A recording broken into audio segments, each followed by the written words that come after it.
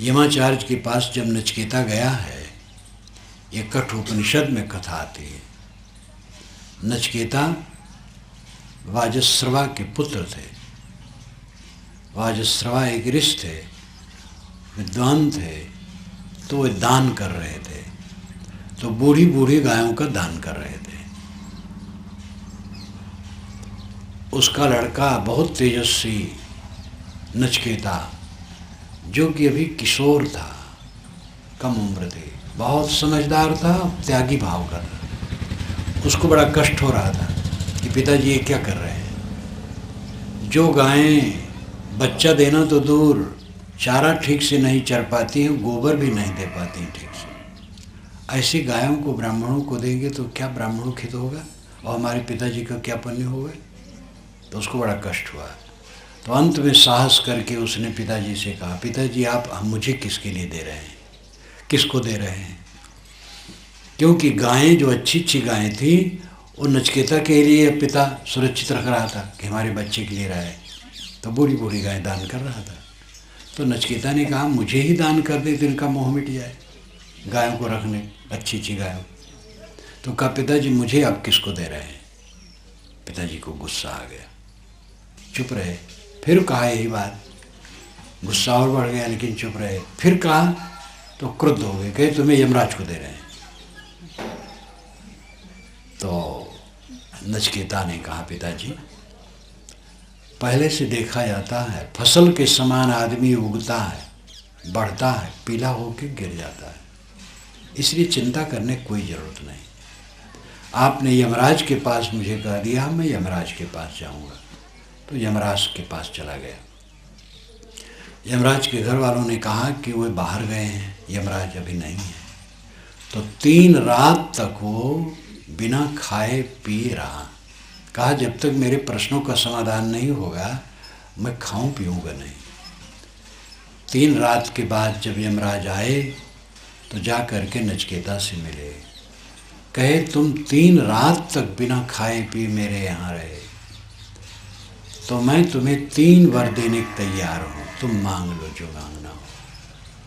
तब उन्होंने पहला वर मांगा है कि अगर आप भेजें और मैं फिर पिता के पास जाऊं तो पिता आत्मसंतुष्ट होकर मुझे स्वीकारें, उनकी ग्लानि खत्म हो जाए, वो सुख से सोएं। कहे ठीक है। दूसरा वर मांगा है अग्नियों के विषय में, हवन तर्पण के विषय में पूछा है। तीसरा खास प्रश्न है कि मरने के बाद आत्मा रहती है कि नहीं। कुछ लोग कहते हैं कि शरीर छूट गया, मर गया, आज कुछ नहीं रहता, खत्म हो गया। कुछ लोग कहते नहीं रहता है। तो असलियत क्या है। अस्तित्व के नायम अस्तित्व चैके, ये नचिकेता का संक्षिप्त वचन है। मंत्र तो बड़ा है लेकिन खास प्रश्न यही है, अस्तित्व के नायम अस्तित्व चैके। एक कहता है अस्ति है, शरीर छूट गया लेकिन आत्मा अमर है और अपने कर्म के अनुसार वो फल पाता है। दूसरा कहता है नायम अस्तित्व, कुछ नहीं। तो महाराज सत्य क्या है। यमाचार्य ने कहा ये मत पूछो, ये बड़ा चक्कर है, बड़े बड़े देवता भी इसको नहीं समझ पाते हैं, छोड़ो इसको। स्वर्ग ले लो, 100 वर्ष की लंबी आयु ले लो, और ऐसे ऐसे लड़कों को ले लो जो 100 वर्ष जिए, हाथी घोड़े रथ पाल की बाजा गाजा ले लो, धन ऐश्वर्य ले लो, ये मैं दे दूंगा, ये प्रश्न मत करो। उस समय तक धार्मिकों में छल कपट ज़्यादा नहीं बढ़ा था, सरलता थी। इसलिए कठोपनिषद का रचयिता भी यमाचार्य के मुख से 100 वर्ष की लंबी आयु मांगने कहलवाता है। हजारों वर्ष की नहीं, लाखों करोड़ों अरबों वर्ष की नहीं। ईमानदारी यही है कि आदमी 100 वर्ष के अंदर मरता है या 100 वर्ष के ऊपर होके मरता है। ज़्यादा तो 100 वर्ष के अंदर मरते हैं, और यही बात वेदों में है, जीविम सरदशतम, हम 100 वर्ष जिए। कहीं कहा गया है सरदशतात, 100 वर्ष से ऊपर जिए। वेद के ऋषि ईमानदार हैं, उपनिषद के ऋषि भी ईमानदार हैं। तब तक ये पागलपन नहीं शुरू हुआ था कि अमुक ने 5000 वर्ष तप किया, 12000 वर्ष तप किया, राजा प्रियव्रत 11 अरब बरस राज्य किए। ध्यान दीजिए जरा, 11 अरब बरस राज्य करते रहे। इससे अधिक पागलपन की बात क्या होगी।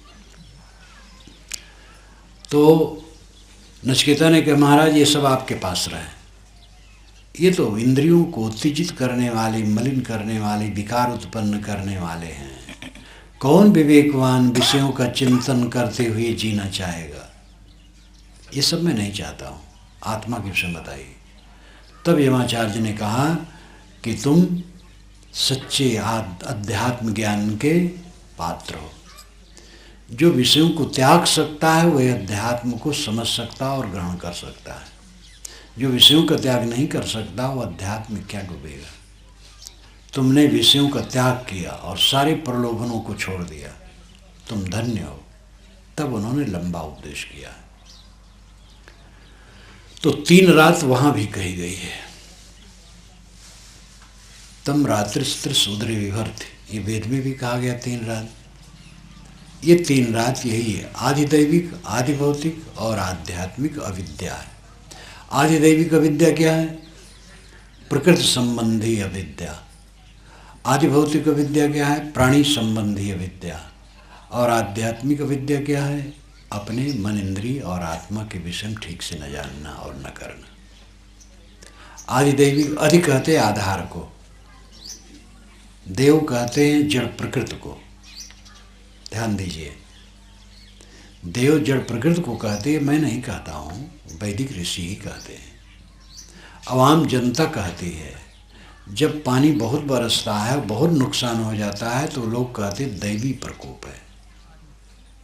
आग लगी, गांव का गांव जल गया तो दैवी प्रकोप। सूखा पड़ा, देश का देश झुलस गया, कहते दैवी प्रकोप है।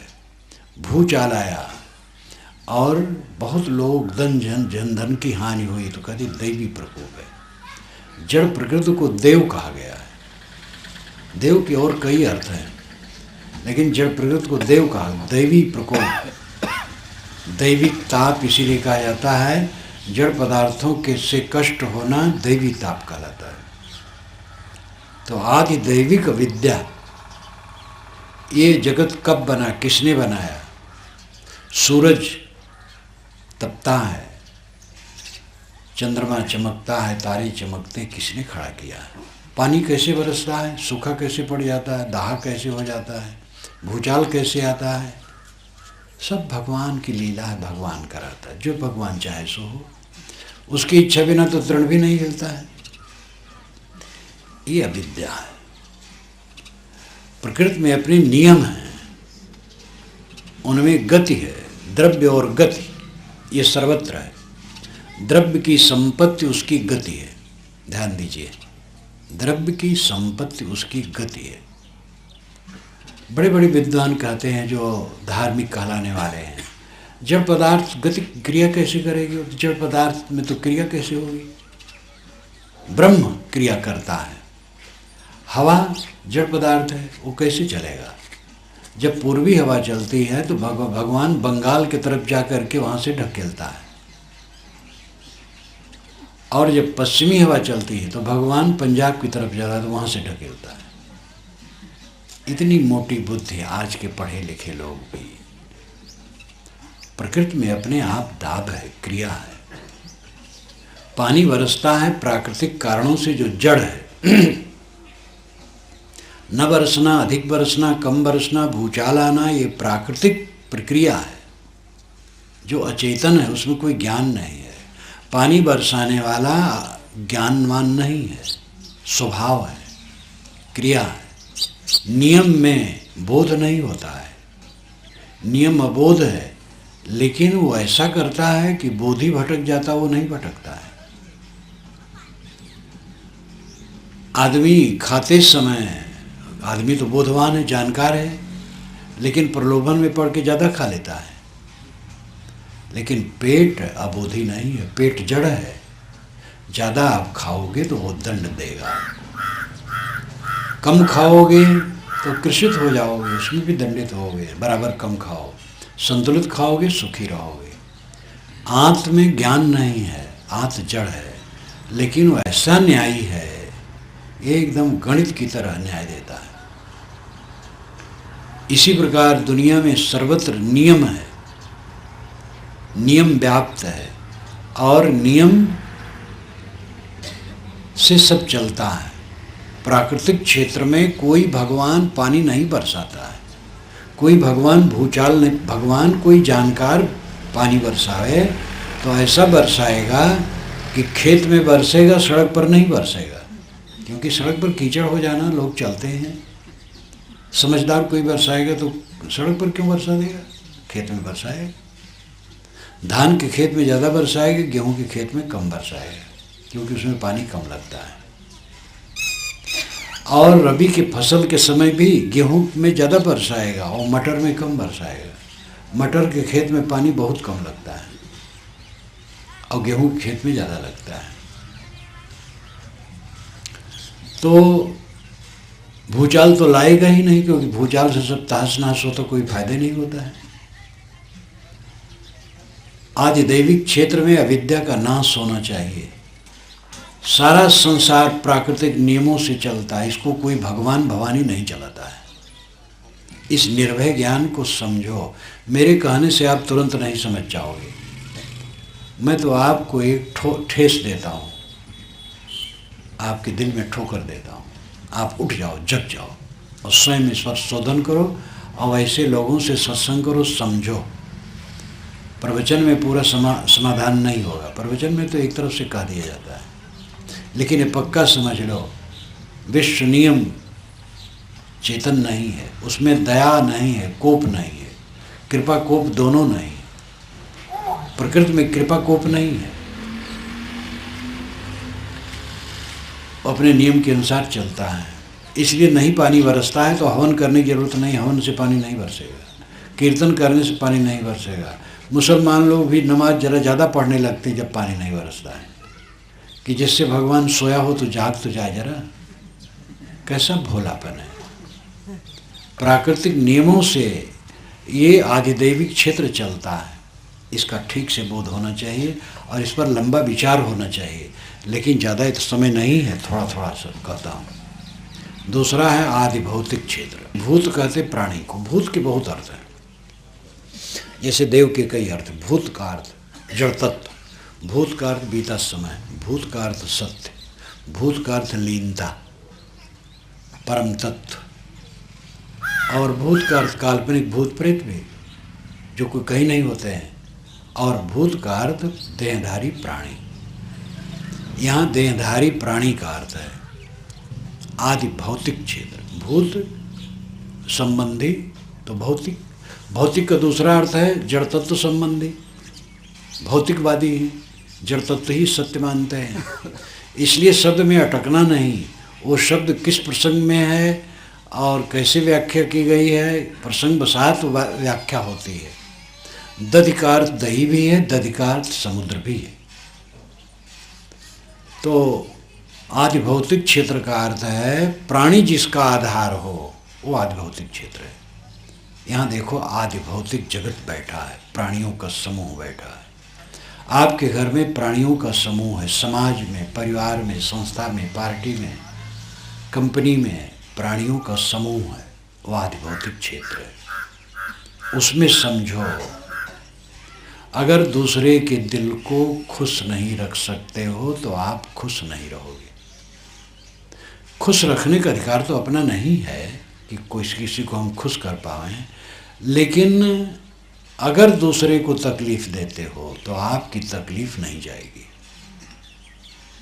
आपके आसपास जो लोग रहते हैं उनको कटु कहते हो, व्यंग करते हो, अड़चन डालते हो, बाधा करते हो, तकलीफ देते हो, तो आप सुखी नहीं रहोगे और ये दुख और फैलेगा। आपके गलत व्यवहार से दूसरा दुखी होगा तो वो भी और करेगा, तो उसका पाप भी आपके ऊपर आएगा, क्योंकि आप ही के नाते वो भी दुखी होकर बुरा किया। इसलिए ये ध्यान रखो, क्षमा और गम और संतोष समता से ही सुख पाओगे। दे करके तब पाओगे, केवल लेना चाहो तो गड़बड़ होगा। धृतराष्ट्र दुर्योधन के चक्कर में पड़ करके पूरा लेना चाहे तो पूरा चला गया, सब विनष्ट हो गया। 2, देने की आदत करो, अपने आप मिलेगा। सेवा करने की आदत करो, आपकी सेवा अपने आप होगी। मीठा वचन बोलो, मीठा उधर से भी मिलेगा।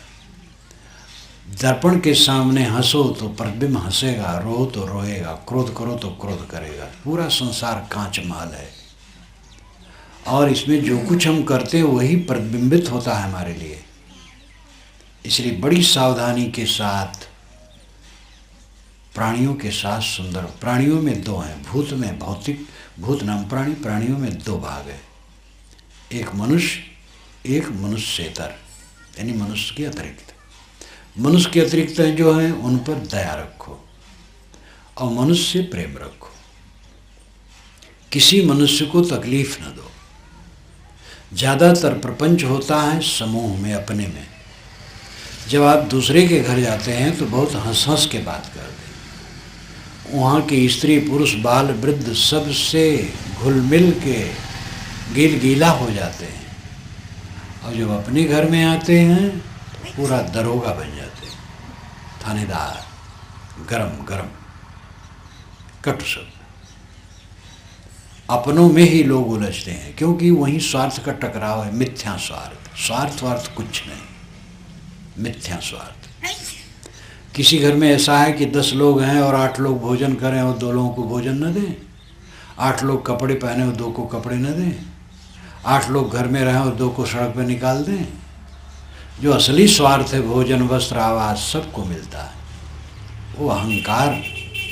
मेरी बात मानी जाए, मेरे पास संपत्ति रहे। संपत्ति और स्वामित्व की जो इच्छा है ये नरक करती है। ध्यान दीजिए, चीज़ें हमारे पास रहें, अधिकार में रहें, और हमको सब माने, बड़ा माने, हमारी बात माने, और हम किसी बात न माने, ये नरक करता है।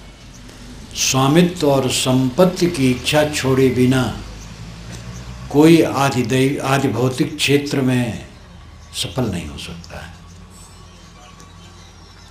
जो संपत्ति न चाहे और स्वामित्व न चाहे वो अगुवाई कर सकता है, और अगुवाई करने वाला समझे मैं सेवक हूँ। श्री कृष्ण को नारद जी ने यही समझाया था, श्री कृष्ण आपके परिवार में ऊबड़ खाबड़ हो गया है। ऊंची नीची जमीन में भरी गाड़ी को बैल, निर्बल बैल नहीं खींच सकता है, बलवान बैल खींच सकता है। आपका पथ ऊबड़ खाबड़ हो गया है, परिवार में विग्रह हो गया। आप बलवान हैं, इस गाड़ी को खींच सकते हैं, समता से खींचिए। आप पर लोगों की श्रद्धा है और आप इनको ठीक कर सकते हैं। जो कुछ न चाहे वही अगुवाई कर सकता है, और कुछ चाहेगा अगुवाई नहीं कर सकता है। कुछ चाहने वाला अहंकारी होता है, वो क्या अगुवाई करेगा। जो कुछ न चाहे और निर्माण रहे वो अगुवाई कर सकता है। अब अगुवाई करने वाला ये समझे कि मैं पीछे हूँ, सबसे पीछे अगुआ खड़ा हो।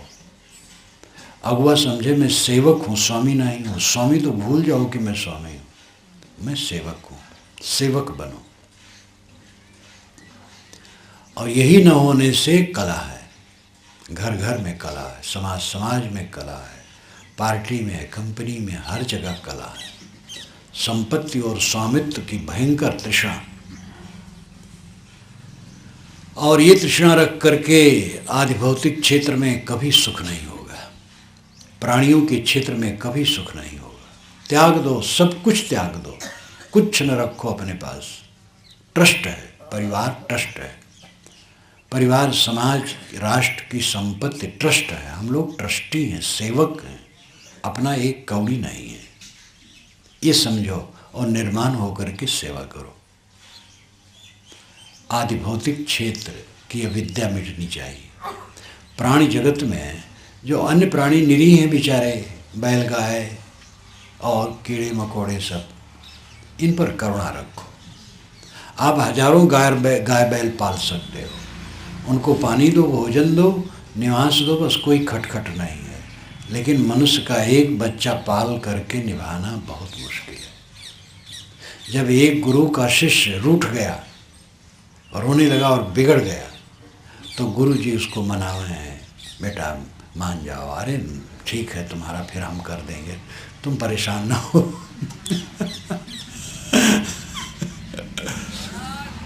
और गुरु की बात तो इसी है कि भाई लोग बाहर से आए, माने न माने चले गए, कोई गड़बड़ हुआ तो गुरु जी ने हाथ जोड़ लिया, भाई आप तुम अलगे रहो।